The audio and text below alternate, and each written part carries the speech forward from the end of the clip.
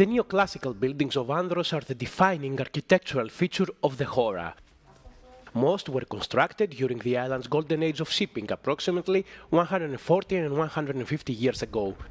These elegant mansions were built primarily from local stone and the renowned Andros marble. More than symbols of economic prosperity, they stand as enduring testimonies to the island's social and economic development. Ο νεοκλασικισμός θα φτάσει στην Άνδρο σαν αρχιτεκτονικό ρεύμα στα τέλη του 19ου αιώνα. Υιοθετούν τα νεοκλασικά πρότυπα, χτίζουν τα μεγάλα σπίτια και είναι κυρίως οι εφοπλιστές, οι εφοπλιστικοί κύκλοι της Άνδρου.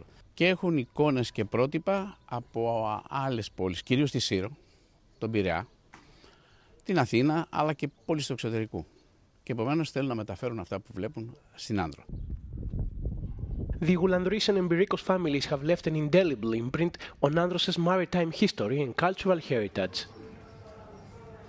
At the same time, Andros looks to the future by embracing new technologies.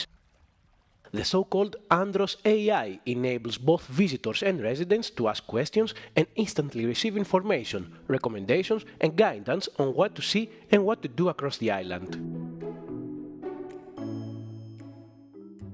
Είναι επί της ουσίας μια υπηρεσία συνομιλίας, chat, που μπορεί κάποιος να ρωτήσει οτιδήποτε για το νησί, είτε είναι στο νησί είτε προσπαθεί να επιλέξει να το επισκεφτεί και να πάρει πληροφορίες, έγκυρες και αξιόπιστες πληροφορίες για το νησί, πού να μείνει, τι να επισκεφτεί, οτιδήποτε μπορεί να χρειαστεί κατά τη διαμονή του στον προορισμό. Η τεχνητή νοημοσύνη θα παίξει πολύ μεγάλο ρόλο στην αλλαγή του πώς λειτουργεί ο τουρισμός παγκοσμίως.